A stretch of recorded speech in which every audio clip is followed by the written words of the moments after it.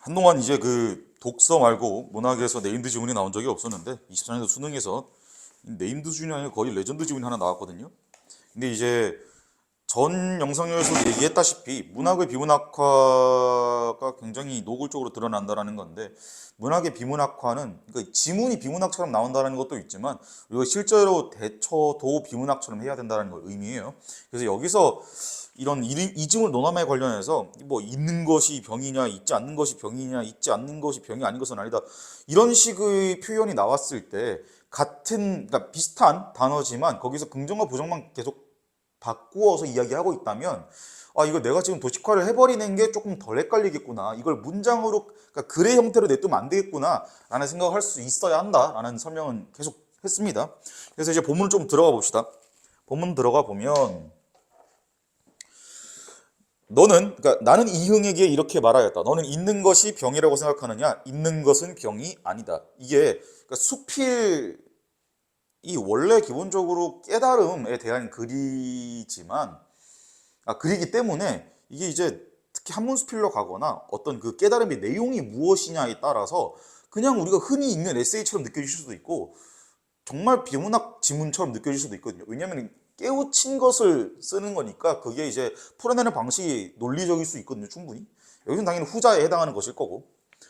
어쨌든 있는 것은 병이 아니다 라고 지금 내가 이야기하고 있어요. 그러니까 있는 것은 병이 아니라는 거야. 너는 잊지 않기를 바라느냐? 잊지 않는 것이 병이 아닌 것은 아니다. 잊지 않는 것이 병이 아닌 것은 아니다라고 했으니까 두 번 부정했으니까 긍정이란 뜻이죠. 병이라는 뜻이에요. 사실상 서술하는 방식이 이게 문학 파트에 있고, 문체가 마지막 문장의 마무리가 한미다체라고 해서 문학이 아닌 것처럼 느껴지긴 하지만 사실상 서술하는 방식은 비문학이나 다를 바가 없어요. 지금 나름의 데피니션을 해주고 있는 거잖아. 자기 입장에서 있는 것이 병인지 있지 않는 것이 병이 아닌지, 맞는지 아닌지를. 어쨌든 근데 이제 중요한 건 이거죠. 무엇을 근거로 할까 이러고 되어 있어요. 그래서 이게 이 지문에서 가장 어려웠던 점 중에 하나는, 아마 일단 당연히 예상 못했으면 뭐 당연한 것이고, 예상 못했으면 다음에는 대처를 어떻게 해야 할 것인가인데, 여기에서 대처하는 방식을 독서에서 가져와야 된다라는 거를, 그 아이디어를 착상하기가 굉장히 어려웠을 것 같아요. 근데 만약에 그걸 해냈다면 비교적 체감 난이도가 조금 낮아진다라는 거. 왜냐하면 근거를 이야기하고 있잖아. 그럼 이 주장의 근거를 이야기하고 있으니까 매우 중요한 표현이라는 것은 당연할 것인데, 봅시다. 근거는 잊어도 좋을 것을 잊지 못하는 데서 연유한대요. 자, 잊어도 좋은 것은 이렇게 쓰고 잊으면 안 되는 걸 이렇게 쓴다라고 우리끼리 정합시다. 그러면 잊어도 좋은 것을 잊지 못하는 데에서 그러니까 연유한대요. 그러니까 이 말이 위에 있는 두 가지 주장의 근거라는 거죠. 그러니까 여기서 이게 잊지 않음에서 연유한다고 했으니까 여기 위에서 주장했던 잊지 않는 것은 병이다라는 얘기를 그대로 가지고 올 수도 있겠죠. 그러니까 얘를 만약에 조금 보충을 하자면, 잊어도 괜찮은 것을 잊지 않는 것은 병이라는 거지. 그럼 좀 이해가 되죠? 이제 또 문제는 여기에요. 잊어도 좋을 것을 잊지 못하는 사람에게는 있는 것이 병이라고 치자라고 했어. 치자. 그러니까 지금 가정을 한 거거든. 그러니까 지금 if 만약에 잊어도 괜찮은 것을 잊지 못하는 사람이 있어. 그 사람에게는 있는 것이 병이라고 가정한다는 거예요. 치자.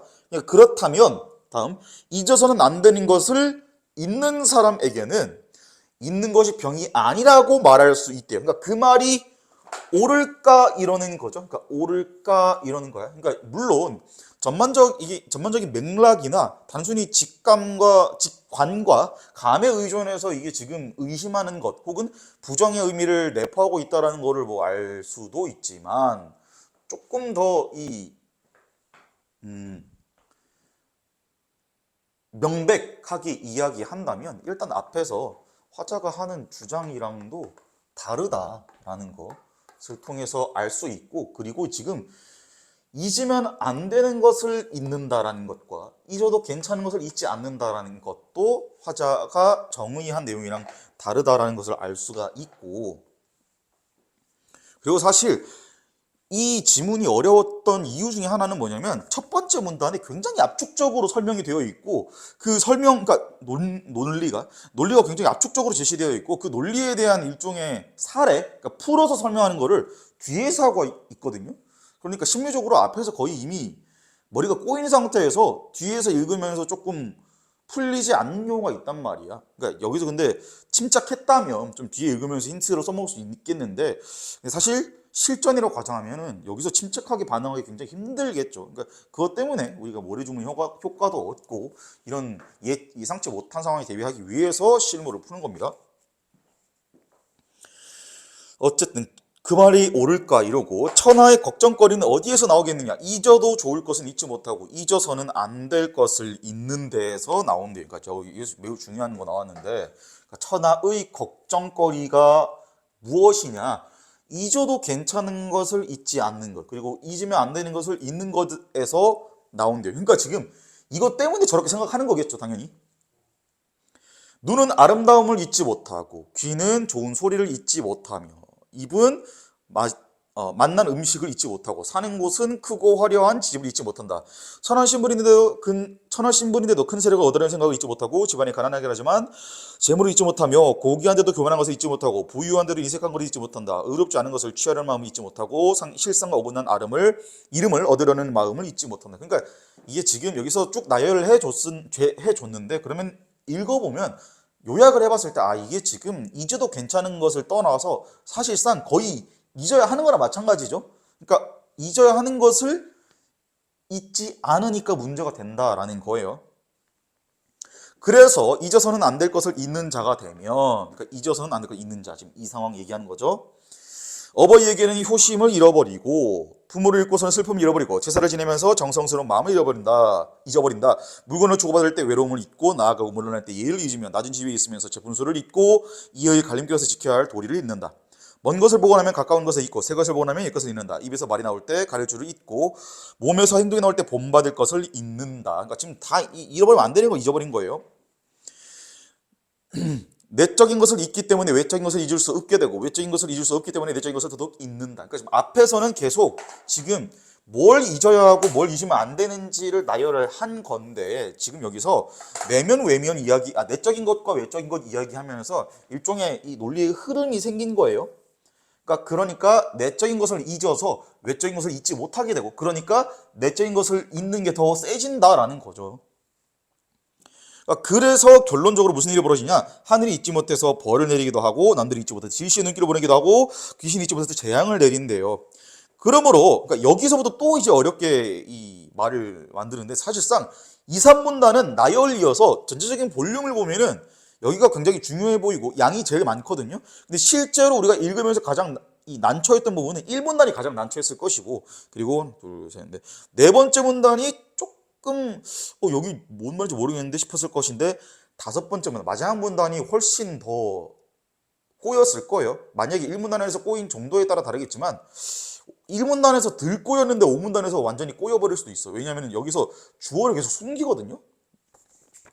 그렇기 때문에 하늘이 잊지 못해 어쩌고 저쩌고 그러므로 잊어도 좋을 것이 무엇인지를 알고 잊어서는 안 되는 것이 무엇인지를 아는 사람은 내적인 것과 외적인 것을 서로 바꿀 능력이 있다. 지금 그러니까 서술 자체는 이걸 얘기하는 거거든요. 지금 그러니까 엄밀히 말하면 이제 여기까지인 거죠. 그러니까 바꿀 능력이 있다고 했어요. 그러니까 앞에서 지금 말한 거는 이거 얘기하는 거죠. 그러니까 아는 사람은 바꿀 능력이 바꿨으니까 이 사람들은 아는 거예요. 뭘 잊어도 괜찮고 뭘 잊으면 안 되는지 아는 사람들이에요. 내적인 것과 외적인 것을 서로 바꾸는 사람. 이 생각을 하는 이상적인 사람이에요. 이상적인 사람은 다른 사람이 잊어도 좋을 것은 잊고 자신이 잊어서는 안 될 것은 잊지 않는다라고 마지막에 이렇게 첨가해주고 있어서 잊어도 괜찮은 것과 외적인 것과 잊어야 하는 것 그리고 잊으면 안 되는 것과 내적인 것과 잊으면 안 되는 것이 동일 선상에 있다라는 거를 정돈을 사실 여기서 마지막에 해주거든요. 마지막에 해주는데 사실 이 마지막에서 정돈이라고 하기도 조금 민망한 게 그래서 정돈해 주지 않아. 우리가 해야 되는 거지. 우리가. 근데 이 사고 방식을 보면은 이게 지금 판서 한 꼬라지만 봐도 알겠지만은 문학이 아니라 거의 독서 신문에서 나올 법한 이 독해인 것이고, 특히나 지금 여기 지금 주황색으로 표시한 부분 있죠? 여기랑 그다음에 여기도 조금 추론까지는 아닌데 이 정보가 이어지니까, 그리고 여기는 뭐 특히나 너무 대놓고, 그러니까 이런 식의 추론을 요구한다라는 거고, 그러니까 어렵게 만든다, 문제를 어렵게 만든다라는 관점에서 봤을 때 추론을 뺄 수는 없어요. 그러니까 아예 뺄 수는 없어. 단순히 추론 없이, 사고력 동원하는 거 없이 사실관계만 확인하는 문제로는 당연히 변별력을 유지할 수 없거든요. 변별력을. 그러니까 여기서 그렇다고 이제 독서에서 이 추론을 너무 과하게 내면, 과하게 출제했을 때 당연히 이 정부의 눈치를 봐야 되기 때문에 추론을 넣되 문학에서 넣은 거죠. 문학에서 사실관계 확인 위주로 내면은 당연히 변별도에 이 한계가 있기 때문에 추론을 여기서 넣었다라고 보여집니다. 그러니까 나름 제가 생각하기 내피셜인데, 제가 여기서도 이제 아마 평가원 입장에서도 굉장히 온몸 비틀기를 했다고 봐야겠죠. 네, 그래서 이렇게 우리가 지문을 읽어낼 수 있어요. 그래서 아마 지금 25번 A부터 E에 대한 설명으로 적절하지 않은 것을 고르라고 합니다. A, 있는 것에 대한 나의 생각을 전개하기 위한 문제. 요거는 괜찮았을 것 같고, 2번 이즘에 대한 나의 생각이 어디서 비롯된 것인지에 대한 답을 제시하기 위해 던지는 물음이다. 그러니까 무슨 근거로 할까라고 했으니까 당연히 이게 비롯된 곳을 찾는 거죠. 그러니까 2번도 적절하다고 볼 수 있고, 4번 잊지 못하는 것과 잊어버린 것의 관계를 대비적 표현을 통해 제시하며 이짐에 대한 나의 생각을 드러내는 진술이다. 그러니까 대비적 표현도 했고요, 이짐에 대한 나의 생각을 드러내기도 했고, 이짐의 대상을 제대로 구분하지 못해 일어날 수 있는 5번, 이짐의 대상을 제대로 구분하지 못할 때 일어날 수 있는 이를 열거해서 이짐에 대한 나의 생각이 옳음을 강조하는 진술이래요. 그러니까 만약에 이 잊고 잊지 않고를 제대로 못하면 벌과 질시와 재앙을 받을 수 있다고 얘기를 했어요. 그러니까 3번 보면 이심에 대해서 나아가 제시한 가정적 상황이 틀리지 않았음을 강조하기 위한 물음입니다. 이게 25번이 굉장히 뭐랄까 고르기는 쉽거든요. 고르기는 쉬운데 엄밀하게 판단하기는 어려운 게, 엄밀하게 판단을 만약에 하고 싶은, 그러니까 아마 이게 다른 선지가 그나마 쉬웠기 때문에 3번 25번에서 정답률이 그래도 60% 70%대까지 나왔다고 생각을 해요. 여기를 일단 알아챘어야 하고, 그리고 이게 화자의 주장, 즉 앞에서 얘기했던 있는 것이 병은 아니고 있지 않는 것은 병이다. 왜? 잊어도 괜찮은 것을 잊지 않기 때문이다. 그러니까 이거를 알고 사실상 얘를 끌고 와서 종합해서 이게 지금 여기서 말하는 게 그러면 옳을까라고 묻는 게 지금 사실상 부정임을 가정하고 얘기하는 거구나를 알아채야 되거든요. 그러니까 엄밀하게 판단하기 어려웠을 거예요. 그래서 25번을 내가 맞췄던 틀렸던 간에 과연 내가 3번 고를 때 얼마나 논리적으로 명료하고 엄밀하게 풀었나, 근거를 갖고 골랐나의 핵심을 두고 공부하시기 바랍니다. 문제는 5번이에요. 5번은 이게 이제 특히나 화작업매 그 점수 차이가 굉장히 많이, 그 정답률 차이가 굉장히 많이 나거든요. 화작은 39%고요. 업매는 50%입니다. 27번. 보기를 참고해서 나와 다르게 감상한 내용으로 적절하지 않은 것을 고르랍니다. 그러니까 보기 보면은 사실상 거의 뭐 얻어갈 게 없는, 영양가 없는 새로운 의미를 보여준다, 깨달음을 제시한다, 뭐 이런 식이고, 대신 이제 뭐 대상에서 발견했다는 새로운 의미라는 것, 그리고 대상의 속성에 주목해서 깨달음을 얻었다라는 것 정도는 힌트가 될 수 있겠네요. 문제는 이제 5번을 고를 수 있냐 없냐예요. 담의 의미를 사용해서 담이 도박이자 도반이라는 깨달음을 드러냈다. 이것은 나의 지문 독해가 됐다면 뭐 어렵지 않게 골라낼 수 있고, 근데 문제는 다는 예의나 분수를 잊지 않아야 함에 주목해 잊지 않는 것이 병이 아닌 것은 아니다라는 깨달음을 드러내는 거예요. 그러니까 잊지 않는 것이 병이 아닌 것은 아니다라는 게 일단 기본적으로 얘가 이제 있긴 있었어 라는 거를 찾아냈어야 했고, 그걸 찾아냈다고 가정하더라도 앞에 있는 예의나 분수랑 연관이 어떻게 있는지를 사실 생각을 했어야 되거든요. 그러니까 예의와 분수는 여기 있어요. 그러니까 여기. 그러니까 어떤 카테고리야? 그러니까 잊지 않아야 될 것을 잊는다. 이때 뭘 잊는다? 효심, 부모 이런 슬픔, 정성, 예의와 분수를 잊는다라는 거죠. 그리고 뒤에 쭉 지나가서, 그러니까 여기서 지금 이 내적인 것과 외적인 것에 대한 설명을 하고, 여기서 또 툭 자르고 넘어가서 외적인 것은 잊어도 괜찮은 것, 그리고 잊어야 하는 것, 그리고 잊지 않는 것은 잊지 않아야 하는 것은 내적인 것, 그리고 잊지 않아야 하는 것이라는 정돈까지 해냈어야 사실 이 예의와 분수가 잊지 않는 것은 병이 아닌 것은 아니다와 확실히 연관 지을 수 있었지 않을까라고 생각을 해요. 그러니까 잊지 않는 것이 병이 아닌 것은 아니다라고 했으니까 그러니까 이제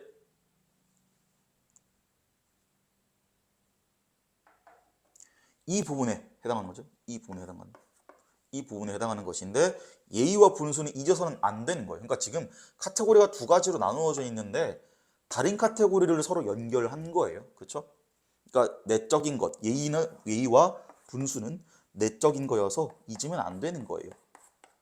근데 잊지 않는 것이 병이 아닌 것은 아니다. 그러니까 잊어야 하는 것들 얘기하는 거죠. 그러니까 범주가 서로 다른 거를 묶어놨으니까 이 5번 선지는 당연히 뒷부분에서 틀렸다라고 볼 수 있어요.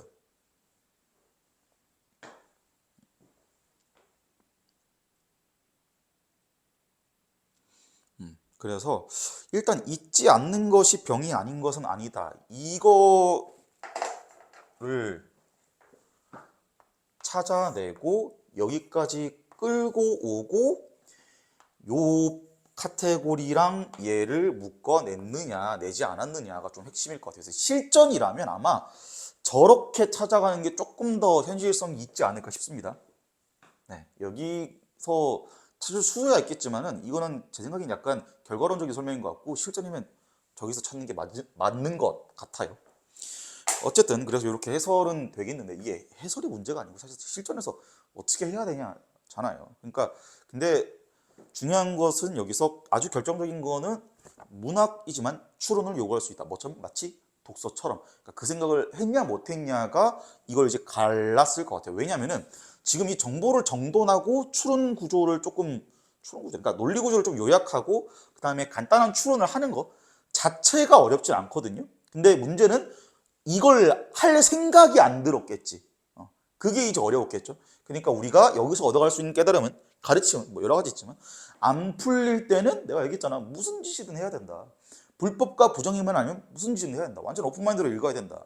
그리고 문학과 독서에서 평가원스러움은 점점 이제 없어진다고 보는 게 맞아요. 수학에서는 진작에 그랬고 국어에서도 더 이상 평가원스럽다를 함부로 얘기해서는 안 될 것 같아요. 제가 보기엔.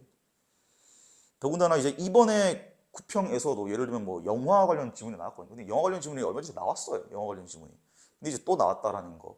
그러니까 이제 함부로 뭔가 판단하기 힘들다. 이제 과도기라고 표현하는 게 조금 맞을 것 같아요. 이래서 어쨌든 이렇게 이즈물 노남 지문은 정돈할 수 있을 것 같아요. 그래서 핵심은 뭐다? 이렇게 정돈되는 것 자체가 핵심이 아니고 내가 이 정돈해야겠다, 도식화해야겠다는 생각을 할 수 있었냐 없었냐가 핵심이야. 실전에선. 만약에 할 수 없었다면 내가 실무 풀면서 무슨 연습해야 된다? 이게 지금 내가 그러니까 지문에서 접근법 자체를 잘못 잡고 있는 건 아닌가를 점검해 보는 것도 필요하겠죠. 그러니까 특히나 이 이즈물 논란 지문에서는 A랑 B 읽으면서 뭔가 잘못돼 가는 걸 알 거 아니야. 알았을 거 아니에요. 그러면 뭔가 잘못돼 가는데 여기서 대처를 어떻게 해야 될까라는 고민을 했어야 됐다. 이제 그 진전이 한번 있었어야 됐다라는 거고. 그래서 조금 이게 문학에서 출제된 거라고 생각하기에는 적절한 적절한 지문인지는 모르겠지만 어쨌든 간에 이 온몸 비틀기를 그래도 성공적으로 해놨다라는 점에서는 제 생각에는 나름 영향가 있는 지문이 아니었나 싶습니다. 네, 그래서 그냥 뭐 일단 넘어가야죠. 이렇게 넘어가야 되고 대신 이제 얻어갈 거는 확실히 의덕하고 마무리를 해야겠습니다.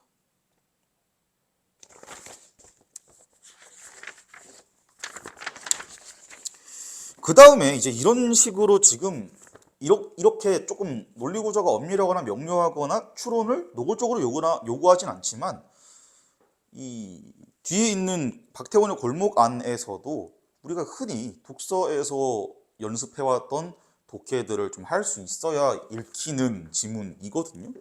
특히나 이 지문은 아마 인물 관계도를 그리지 않고 그냥 이 순수 뇌지컬로 그냥 독해력으로만 해치우려고 시도를 했으면은 얘는 많이 힘들었을 것 같아요. 왜냐면은 이 발문에서도 그러는데 선지에서도 그러는데 굉장히 의도적으로 감추거든요. 관계를.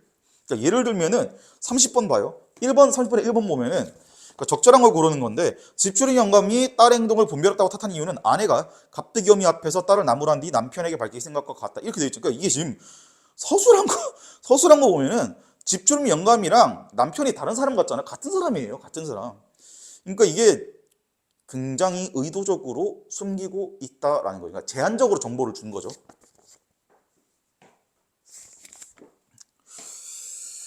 그리고 그러니까 여기서 당연히 얻을 수 있는 아이디어는 일단 얘기했다시피 그러니까 도식화를 적극 활용해야 된다. 그러니까 심지어 문학에서도 그러니까 특히나 여기서는 이제 인물 관계도를 그리는 게 필요했고, 그러니까 이게 가끔 이제 다른 그 해설지 같은 거나 강사들의 설명을 보면은 현대소설인데 고전소설처럼 나온다 뭐 이런 식으로 이제 설명하는 경우가 있거든요. 그러니까 그거의 정체가 이거예요. 관계도가 조금 복잡하거나 고전소설에서 흔히 하는 호칭 바꾸기 이런 것이 등장을 하기 때문이고, 더 사실 핵심적인 거는 미지의 관계를 자꾸 등장시킨다라는 겁니다. 그러니까 관계도를 이거 주더라도 깔끔하게 다 주는 게 아니고 미지의 상태로 남겨두는 경우가 있어. 그래서 이게 알 수 없는 혹은 알기 힘든 상태가 있다는 거예요. 우리가 지금 이번 연도 9월에 그 이제 골목 아니면 뭐 출발이었나요? 하여튼 거기서 꽃갈 어쩌고인가? 하여튼 그 사람의 이 인물 관계가 정확히 어딘지 등장 안 했거든요. 여기서도 몇몇 인물은 정확한 관계가 뭔지 얘기를 안 해줘요, 일부러. 그래서 내가 이 미지의 정보를 처리하는 거 우리 이미 다 하고 있잖아요, 그쵸? 미지수 매기는 거 이거를 계속 이야기를 하고 이걸 처리하려면은 머리로는 안 된다니까. 단순히 머리와 기억력으로 안 된다니까. 그냥 제발 메모를 해. 아시겠죠? 여러분들의 두뇌를 너무 과신하지 마시고 그러니까 두뇌는 믿으시되 암기를 과신하지 말라고. 자, 그래서 어쨌든 다시 봅시다. 지문. 한참 정의와 별이별 말이 다 오고 가고 하였을 때, 참고로 여기서 지문에서 알 수 있는 정보만 가지고 해설을 할 거예요. 그러니까 다른 배경 지식 안 가지고 올 겁니다. 정의와 별이별 말이 다 오고 가고 하였을 때 불단집에서 막 설거지를 하고 있던 갑순이 할머니가 뛰어나왔대요. 그러니까 지금 누군지 모르지만 정의랑 대립각이 있네. 갑득이 어미는 경우에 따라서는 그들을 모녀를 상대했대요. 자, 그러면 갑순이 할머니가 일단 뛰어나왔어요. 그러니까 어디서? 불단집에서. 근데 불단집이 이제 그 부잣집이래. 밑에 각주 오니까. 근데 이 갑순이 할머니의 딸내미가 정이에요. 근데 지금 이 친구들이래. 이분들이랑 대립각을 잡고 있는 게 누구예요? 갑득이 어미예요. 그러니까 갑득이 어미, 갑득맘.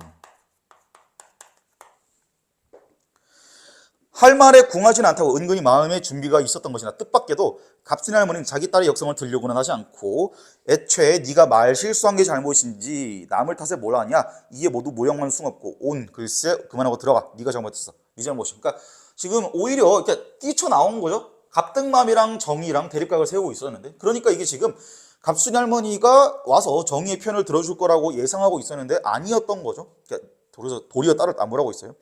갑득이 어미는 그 당장에는 그렇지, 자기가 먼저 말을 했지, 나야 그저 대꾸한 죄밖에 없으니까 뭘 했든 잘못했든 자기가 시초를 낸 거니까. 그러니까 지금 이렇게 혼내는 게 말실수 때문인 거죠. 그 말실수라고 얘기를 하고 있고 갑득맘도 말실수라고 이야기를 하고 있어요. 나중에 깨달으니 그것은 얼토당토 않은 생각으로 갑순이 할머니가 그렇게 자기 딸을 꾸짖으면서 한사코 집으로 들어가는 후에는 배지 못한 행랑껏하고 썸이 무슨 쌈이냐, 똥이 무서워 피하냐, 더러우니까 피하는 거지. 이게 지금 이 상대를 왜 해주냐라는 거였어요. 그러니까 네가 잘못했다가 아니고 저 더러운 쌍것들을 뭐하러 싸워주냐, 더러워서 피해 라는 거죠. 그러니까 네가 잘못했다가 아니고. 그러니까 사실 을득이 녀석이 나중에 보고 안에 들으니까 저녁 때 돌아온 집주인 영감이 그 얘기를 듣고 나자. 그러니까 여기서 걔도 그만 분별은 있을 아이가 그래 그런 상껏하고 욕짓거리를 하고 그러다니 그러면은 집주름 영감도 비슷한 얘기를 해요. 갑순이 할머니는 그쵸? 불단집 지울게요. 불단집 여기 있을까? 어.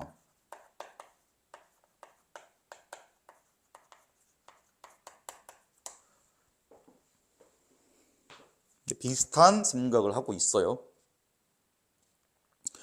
쨉쨉쨉 혀를 차니까 늙음하느라는 또 마주 앉아서 그러니까 여기서 사실 이게 집주름 영감이랑 갑순이 할머니가 서로 부부임을 조금 명시적으로 표현하거든요. 근데 이제 명시적으로 표현은 하지만 명시적이래. 그러니까 간접적으로 표현은 하지만 직접적이고 명시적으로 갑순이 할머니의 부부는 영감이다. 아니, 그러니까 갑순이 할머니가 영감은 부부다. 뭐 이런 식으로 표현이 안 나와요. 그러니까 이거는 지금 읽으면서 추론해낼 수 있었어야 되는 거예요. 그럴 거 말고요. 쌈을 얻으려도 같은 양반끼리 해야지. 그런 거 타고 가는 건 꼭 하늘 보고 침뱉기지. 그 여기 다 내게 들어줘. 소용 있나요? 하고 한숨조차 내쉬는데 방 안에서 늘 그러는 소리가 대문 밖까지 그대로 들리더라 한다. 중략본 줄거리. 골목 안 아홉 가구와 공동 변소처럼 불단집 소유의 처럼 쓰는 불단집 소유의 뒷간에 양서방이 갇힌다. 지금 중략 부분이 있었고 그 이후에 불단집 뒷간에 양서방이 갇힌대요. 그러니까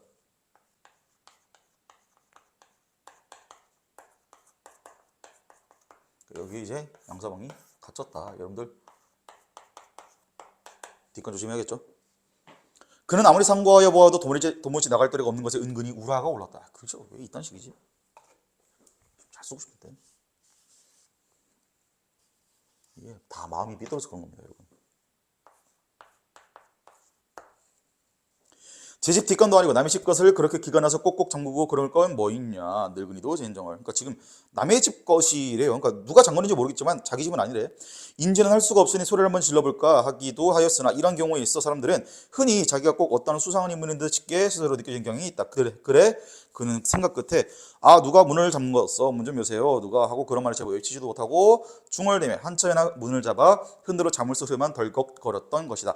을뜨기한테 저희 아비가 불단집 뒷간에 가 갇혀 있다는 말을 듣고 어딘 까닭을 모르는 채 그곳까지 뛰어온 갑뜨기 어미는 대강 사정은 알자 곧 이것은 평소에 자기에게 좋지 않은 생각을 품고 있는 갑순 할머니가 계획적으로 한 일에 틀림없다고 혼자 마음에 단정했던. 그러니까 지금 이 누구야 양서방이랑 갑뜨기 어미랑 정황상 부부인 것 같은데 확실히 얘기는 안 해주고 있어요. 근데 이제 갑뜨기 어미가 자기한테 와야 할 불이익이 영서방한테 왔다고 생각을 했다라는 걸 봐서 둘이 뭔가 이제 운명공동체긴 하겠죠. 그리고 이제 을뜨기도 마찬가지예요. 앞에서 을뜨기가 여기 가뜩 남한테 보고했거든요.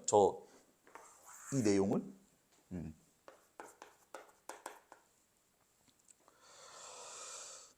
갑순 할머니가 계획적으로 한 입에 틀렸다고 혼자 마음이 단정하고 아니 그래 애아범이 미우면 어떻게는 못해서 그 더러운 뒷간 속에다 글쎄 가다야만 한단 말이에요. 그래 노인이 심사를 그렇게 부려야 옳단 말이에요 라고 지금 여기서도 아까 앞에서 있었던 대립각이 같이 있어요. 그쵸?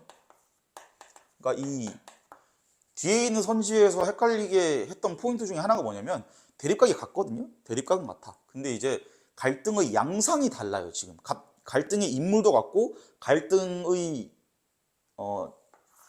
구도도 같은데 뭐 갖고 갈등하나, 그리고 이게 갈등의 원인이 뭔가, 그리고 갈등의 꼬라지가 무엇인가, 누가 공격하고 누가 방어하고 있나, 이게 조금 다르기 때문에 기억력과 직관감에 의존해서 풀었으면 여기서 더 한 번 더 털렸겠죠.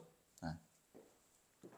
어쨌든 A 보니까 미우면 어떻게 못하고 심사를 그렇게 부리냐, 그리고 뒷관 속에 가두냐라고 이야기했어요. 그래서 여기 지금 31번이 아니고 29번 보면은 나오지만은 지금 갑득의 맘이 지금 갑순이 할머니에게, 그러니까 지금 A죠.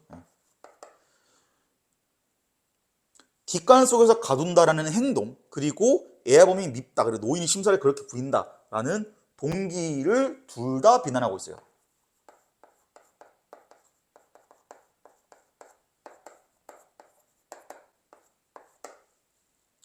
B, 괜한 소리요, 괜한 소리야. 이 늙은 사람 미쳐서 남을 뒷간 속에서 가둬. 모르고 그랬지, 모르고 그랬어. 아무도 없는 줄 알고 그랬고 잘못을 쳤다. 알고에 미쳤다고 잠그겠냐라고 되어 있어요. 그러니까 이제 지금 어, 갑순이 할머니가 방어를 하고 있는 입장이에요. 그렇죠? 모르고 그랬다. 그래가지고 방어를 하고 있어요. 그러니까 지금 이제 여기 30번, 29번에 4번에서 보면은 선지 보면 4번 선지 보면 상대의 비난을 파악하지 못해 자신의 행위에 대해서 많이 인정한다라고 되어 있거든요. 그러니까 지금 이게 헷갈리게 한 포인트가 사실 보이셔야 돼. 왜냐면 지금 B 내용 봐. 괜한 소리야 이러면서 늙은 사람이 미쳐서 가뒀냐. 모르고 그랬대요. 모르고 그랬다. 근데 소리도 그러니까 아무도 없는 줄 알고 자물쇠를 챘대요. 그러면 봐. 동기와 행위가 있어. 그러면 둘 중에 뭘 인정한 거예요? 지금? 행위만 인정한 거죠. 왜냐면은 모르고 그랬다 그랬잖아. 그쵸? 지금 득맘이 생각하는 동기는 뭐였어요? 지금 너 이거 애아범이 미워서 그런 거 아니냐. 그리고 심사를 왜 그렇게 부리냐.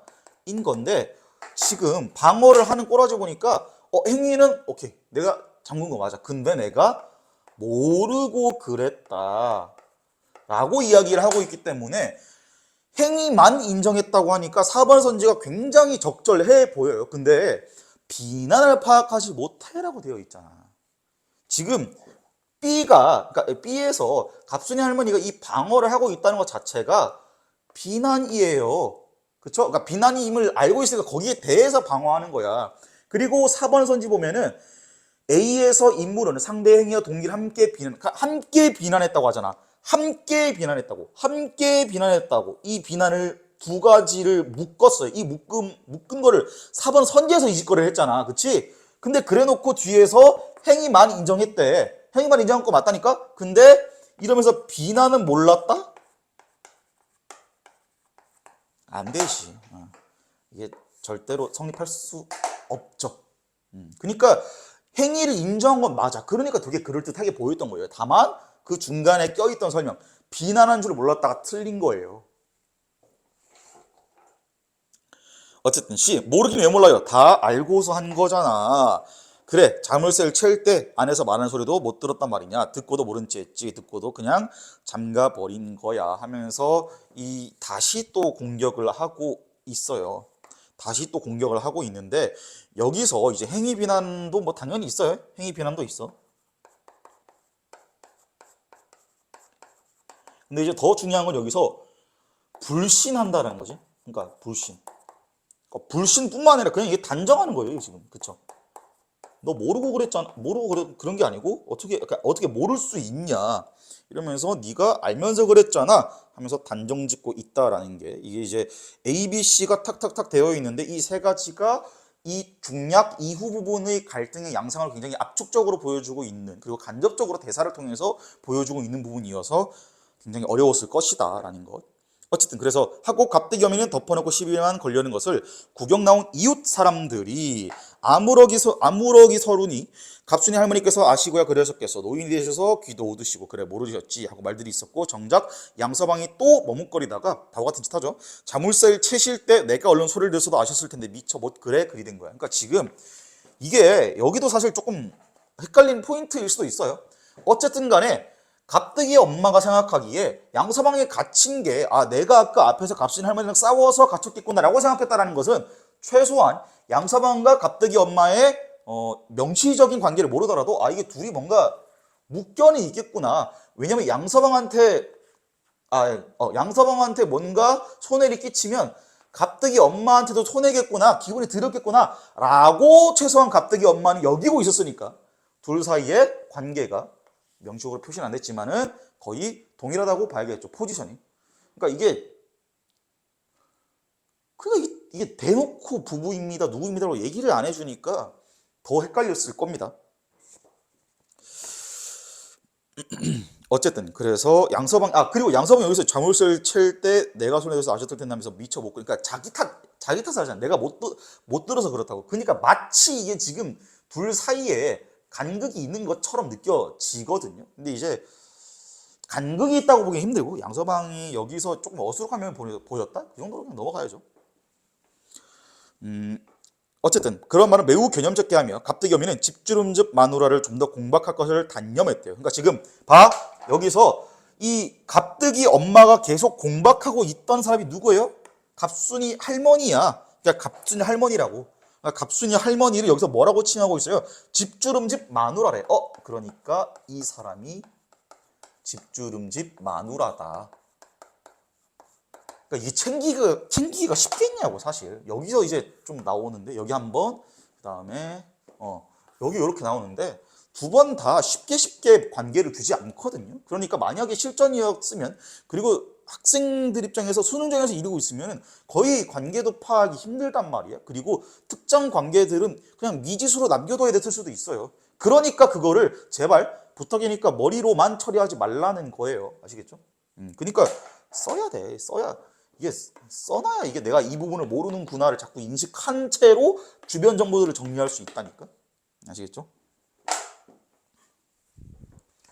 그런 얘기 있잖아요. 뇌는 부정의 개념을 알지 못한다 뭐 이런 얘기가 있잖아요. 그래서 막 분홍색 코끼리를 생각하지 마. 이런 분홍색 코끼리를 생각하게 되잖아요. 그러니까 이제 뭔가를 하지 마라. 무엇이 아니다. 무언가를 모른다라는 개념을 뇌는 모른다라는 거죠. 되게 이제 재밌는 거거든요. 그래가지고 실제로 자기가 뭔가 하기 싫은 일이 하면 안 되는 일이 있어요. 예를 들어 뭐 핸드폰 만지지 말자 이런 거. 그러면 핸드폰 만지지 말아야지 그 생각을 하는 순간 하루 종일 핸드폰 생각만 하거든요. 그때 좀 이제 어떻게 해야 되냐면은 내가 하면 안 될 거를 하지 말자라고 생각하면은 여기 신경을 계속 쓰게 돼요. 그러니까 머릿속에 들어있다라는 거니까. 그래서 이거랑 다른 무언가를 하자로 이거를 약간 뭐라 해야 되지? 치환? 그러니까 변환을 해야 돼. 그러니까 예를 들면 이런 거죠. 핸드폰을 만지지 말자고 생각하는 게 아니고 핸드폰을 안방에 놓은 다음에 내 방에서 나가지 않겠다 이런 식으로 하라는 거죠. 그러니까 내 방에만 있겠다 이런 식으로 이제 얘기를 하는 거죠.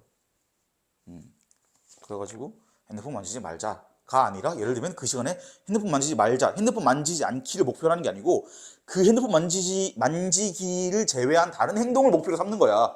해야 될 것을.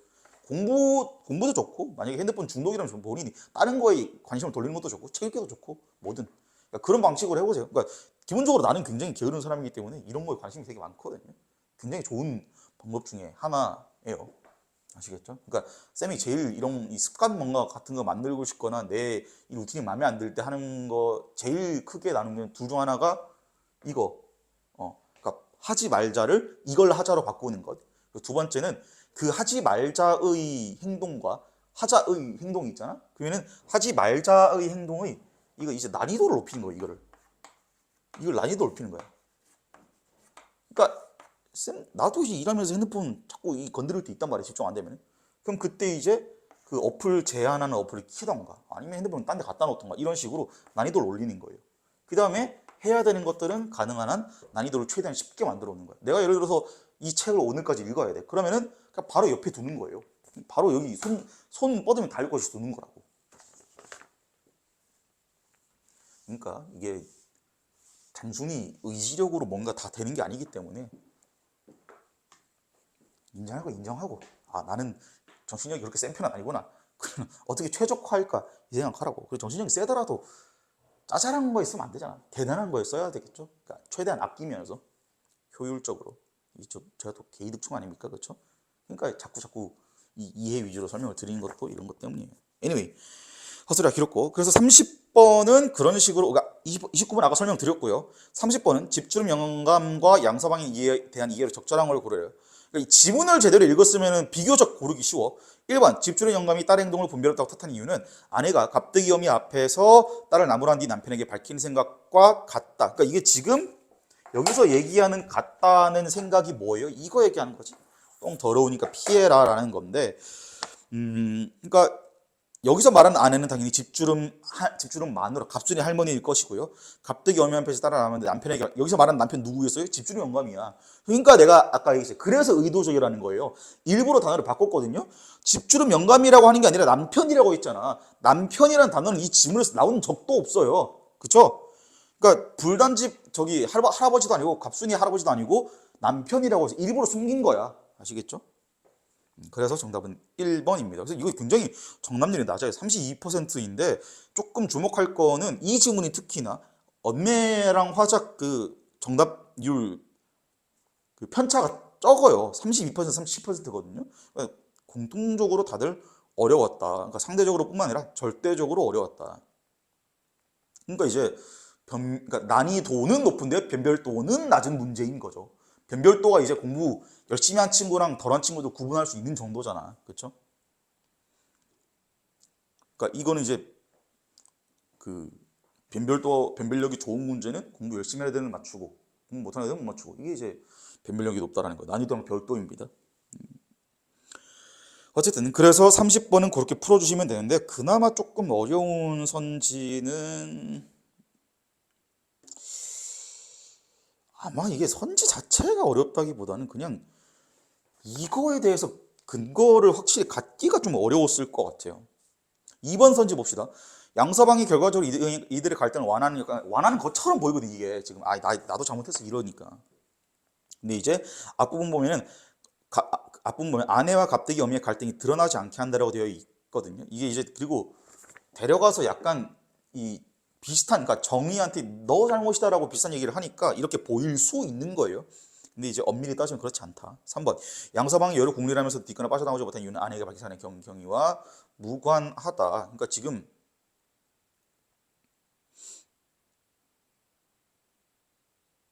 그러니까 궁리를 하면서 빠져나오지 못한 이유와 경위, 그러니까 아내가 얘기했던 경위를 가지고 이제 마지막에 내 잘못이다 이런 얘기를 하고 있으니까 당연히 3번 선지는 다들 제꼈을 것 같대요. 4번 양서방은 아내가 갑순이 할머니에게 한 말과 이에 대한 이웃들의 반응을 듣고도 아내에게 무덤덤한 태도를 보이고 당연히 이건 아니고, 그러니까 왜냐하면 지금 양서방이 째째째하고 혀를 찬다. 그러니까 소용이 있나요? 하고 한숨 쉬어 내쉰다라고 되어 있어서 전혀 무덤덤하고 보기 힘들어요. 감정 표현이 있잖아. 5번 양서방이 자신의 상황을 갑순 할머니에게 알리지 못했다고 말한 것은 누가 뒷감문을 잠갔는지에 대한 의문이 풀려서 화가 누그러졌기 때문에, 이거는 뭐 그러니까 의문이 풀려서 화가 누그러졌다? 여기까지 맞을 수도 있죠. 근데 누가 뒷감문을 잠갔는지는 틀린 거예요. 그러니까 이 선지 초점, 그러니까 지금 아까부터 계속 보이고 있는 경향인데 내가 이 선지 초점화 조심해야 된다, 그러니까 하면 안 된다고 얘기했는데 보통 초점화를 하면은 이게 틀릴 법하게 만들어 놓았다는 이제 경향이 보이는 거는 이 가운데에 자꾸 뭔가 밀어넣은 정보가 자꾸 결정적인 역할을 하고 있거든요.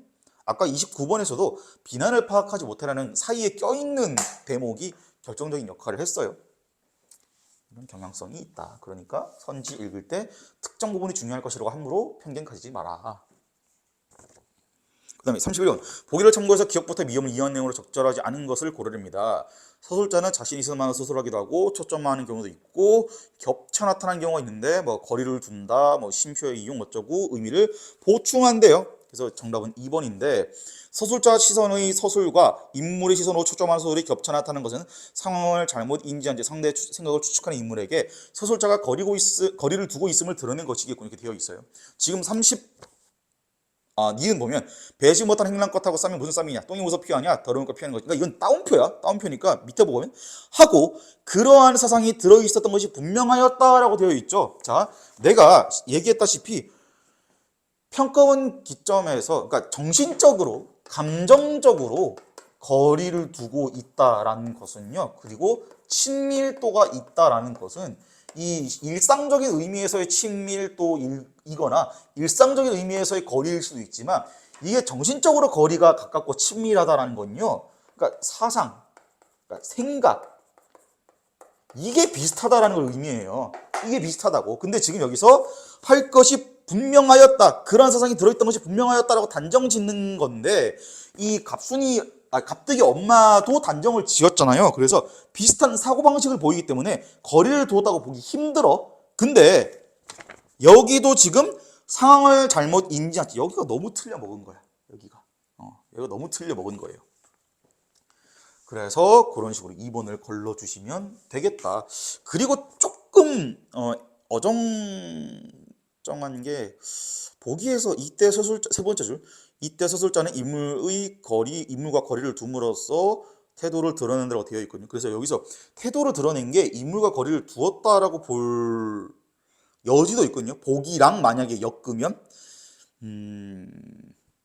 근데 이게 필연적으로 그렇다고 한 적은 없기 때문에 그런 경우가 있다고 했고 드러낸다고 했기 때문에 이게 과연 서술자가 인물과 거리를 뒀냐 안 뒀냐는 조금 판단하기 어렵지 않나? 라고 개인적으로는 저는 생각을 해요.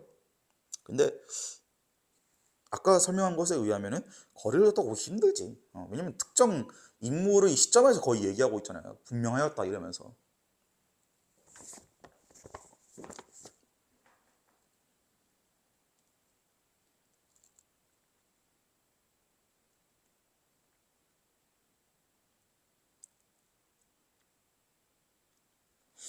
그리고 그 위에 보면은 나중에 깨달으니 그것은 얼토당토하는 생각이래. 그러니까 지금 누가 깨달은 거예요? 갑순이 얼마가 깨달은 거지. 갑순이 엄마가 깨달으니까 얼토당토하는 생각인 거죠. 누가 생각하기에? 갑득이 엄마가 생각하기에. 근데 소설자가 같은 위치에서 소설하고 있으니까 거리를 뒀다고 보기 힘든 거예요. 다음 고전 시는 사실 독해가 문제가 아니고 이게 34번, 그러니까 32번은 선지가 조금 낯설 수는 있어. 왜냐면 사물의 형태가 변한 모습을 묘사해서 외부 환경에 영향력을 부각하고 이게 지금 바람 불어서 도가 펄럭이고 돛이 이제 부풀었던가? 돛이 반달처럼 배불렀다 이런 표현이 있거든요. 그래서 뭐 적절한 선지긴 한데 여기서 이제 오답을 유발한 거는 굉장히 낯설어 보이는 어휘로 일부러 바꿨다라는 거죠. 그러니까 내가 뜻과 지지체 얘기 계속했잖아요. 그러니까 뜻과 지지체가 별도임을 꼭 이해를 하셔야 여기서 이거 혹시 그 생각 아닌가? 그거 지칭하는 거 아닌가? 라는 의심을 조금 편하게 할 수 있다. 그래서 34번 같은 경우에 정답은 4번이에요. 겸양을 몰라서 틀렸다고 보는 게 현실적일 것 같아요. 그래서 이게 지금 왜냐면 사행길에 복잡한 심사가 있다고는 당연히 볼 수 있는데 삶에서 느끼는 자랑스러운 야인의 생애를 표현해 이것도 맞거든요. 근데 이제 복이랑도 부합하고요. 근데 겸양의 태도가 없었어. 겸양이 이제 겸손하게 양보한다 뭐 이런 거거든요. 근데 여기서는 겸양이 아니고 자랑한다 그랬으니까 그러니까 확실히 거리가 있는 거죠. 네. 그래서 이런 식으로 24년도 문학은 마무리할 수 있겠습니다. 네. 그래서 정리하자면 일단 문학의 비문학화가 당연히 중요한데 어떻게 드러났다? 그게 문학에서 추론을 요구하기도 하고 미시적 단위에서 추론을 요구하기도 하고 미지의 관계를 갖고 독해를 시키기도 하고 이즘을 논한처럼 굉장히 논리적인 문학의 형태지만 사실상 내용은 논리적인 지문을 가지고 와서 도식화를 해야 조금 그리고 추론도 좀 해야 이해되도록 하는 경우가 있었고 그리고 아까 겸양 봤다시피 선지 자체에 생경한 어휘를 낯선 어휘를 녹여넣는 경우가 있다. 어휘 문제를 어렵게 넣는 게 아니고 그리고 선지 초점화 안 하는 것도 중요한데 선지 이렇게 길게 있으면 그 중간에 껴있는 표현에서 근거가 숨어 있는 경우가 있었다라는 거예요. 그러니까 근데 아까 내가 얘기했지 선지 초점화를 하지 말라고 했고 중간에 숨어 있는 경우가 있었다라는 표현이 마치 모순되게 보일 수 있는데 그냥 뒤에 얘기한 거는 내가 경향성을 이야기한 거야. 가운데 껴있는 게 결정적인 경우가 있었다라는 거지 가운데에 초점화를 하라는 얘기는 또 아니에요. 그냥 초점화 하지 말라는 거는 그냥 그건 맞는 거 그건 국룰이야 그건 아시겠죠? 네. 그래서 여기까지.